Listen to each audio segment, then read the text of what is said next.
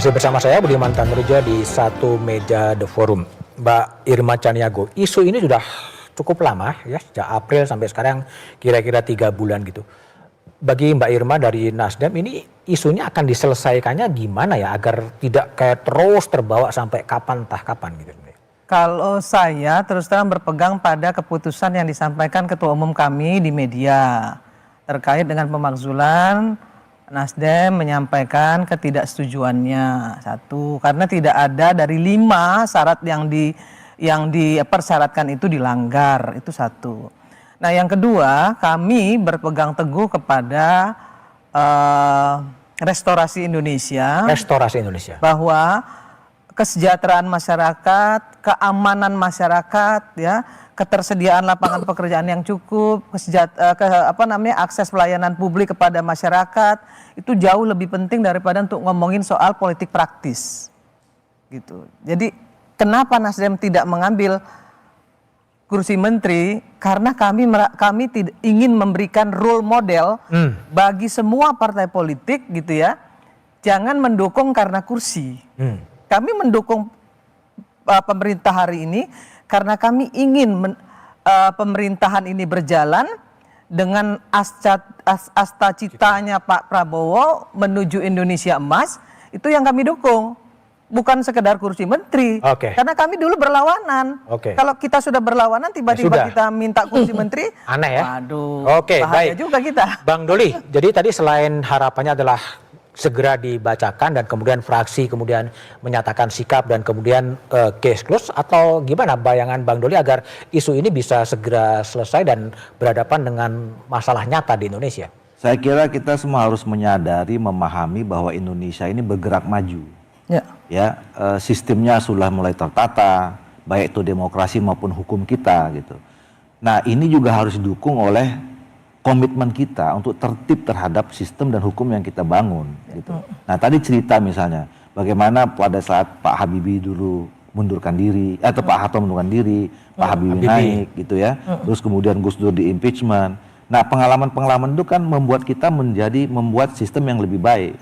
Makanya sekarang itu susah mau jatuhin presiden sama wakil presiden itu gitu. Supaya apa? Supaya kita ini mulai tertib. 5 tahun sekali kita belajar, kalau misalnya kemarin kita nggak kurang menang, ya nanti siapin 5 tahun lagi. Nah oleh karena itu menurut saya, termasuk mekanisme yang sekarang ini, pemakzulan ini adalah sebuah gerakan atau sikap politik, keputusan politik, ya. Tapi nggak dengan mudah, harus diikuti dengan aturan hukum gitu. Nah nggak apa-apa, ada masyarakat yang mengatakan harus dimakzulkan, monggo, nggak ada masalah. Masyarakat yang tadi Mbak bilang mau ngedumel, boleh, tapi ngedumel harus ada batasnya kan. Batasnya apa? Tadi sistem hukum dan segala macam itu. Nah jadi oleh karena itu bapak-bapak silakan sampaikan, kami suratnya sudah masuk, dan menurut saya tadi sekali lagi biar ini nggak digoreng-goreng sana kemari, bacakan, minta pendapat masing-masing fraksi, jadi pendapat DPR. Selesai. Kalau semua mayoritas bilang ini tidak memenuhi syarat, selesai, case close. Mbak Wiwi gimana? Ya. Kita menunggu respon dari DPR. Ini Wakil Ketua Balik sudah mengatakan yang memang the sooner the better ya. Jadi DPR sebagai lembaga perwakilan rakyat, kita harapkan memang fungsi representasi itu dijalankan secara efektif. Oleh karena itu ada keterukuran. Jadi kita memilih sistem demokrasi itu salah satunya adalah kita diberikan satu keterukuran, satu kepastian gitu. Jadi bukan dipanggang. Memang politik itu selalu wait and see dan sebagainya. Tapi ini bisa menjadi quote unquote bola liar karena bola liar. Karena bisa kemana larinya? Betul. Bisa kemana-mana ini. Sementara Indonesia sedang tidak tentu baik-baik saja. Iya, sedang tidak baik-baik saja. Kita ingin ada tentu konsolidasi gitu ya. Bangsa Indonesia menuju nanti bagaimana kita jauh lebih sejahtera dan sebagainya. Kita setuju dengan membangun.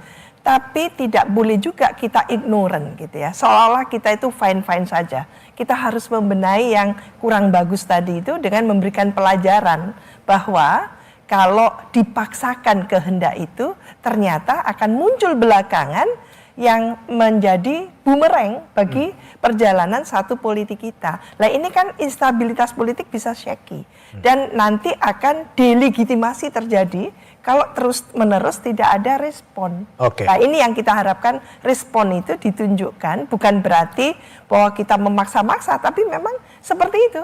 Jadi Mas Doli sudah mengatakan tadi itu, tolong direspon oleh DPR. Ya. Oke.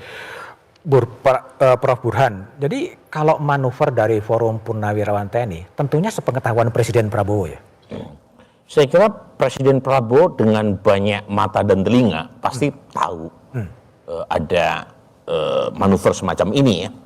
Dan buat saya sih, saya sebagai bagian dari masyarakat menuntut aktor politik untuk mempercepat proses ini supaya tidak berlarut-larut. Dan buat Mas Gibran juga penting. Ya, tidak karena tersandra ini menyandera dirinya ya, kalau misalnya tidak segera diselesaikan. Dan yang paling penting buat saya sebagai bagian dari masyarakat adalah kita menunggu aksi konkret dari pemerintah berkaitan dengan rapot-rapot yang masih merah, terutama soal ekonomi. Misalnya, Bank Dunia sudah mengoreksi pertumbuhan ekonomi dari 5,1% menjadi 4,7%. Dan 2 kuartal pertama kita di bawah 5%. Yang kedua, PHK. Sampai Kementerian Tenaga Kerja tidak mengeluarkan data yang sebenarnya. Kemudian rupiah itu turun 10%. Indeks harga saham turun 20%. Ini agenda yang jauh lebih penting untuk kita dengar apa sih yang dikerjakan oleh pemerintah dan DPR berkaitan dengan isu global, geopolitik, kondisi ekonomi yang tidak menentu, ya. Tarif Trump yang masih dikenakan 32% kepada Indonesia. Ini hal-hal yang konkret yang menurut saya membutuhkan penanganan yang jauh lebih berat ya, dan tidak butuh gimmick sebenarnya, tetapi butuh aksi konkret. Dan menurut saya Pak Prabowo masih punya modal politik yang besar dengan dukungan di DPR yang luar biasa, dan saat yang sama approval ratingnya minimal masih di atas 70%, masih oke ya. Artinya ini modal yang luar biasa yang seharusnya bisa dimanfaatkan untuk mempercepat agenda Astacita yang beliau tetapkan ya sebagai semacam legacy ya pemerintahan Prabowo sekarang.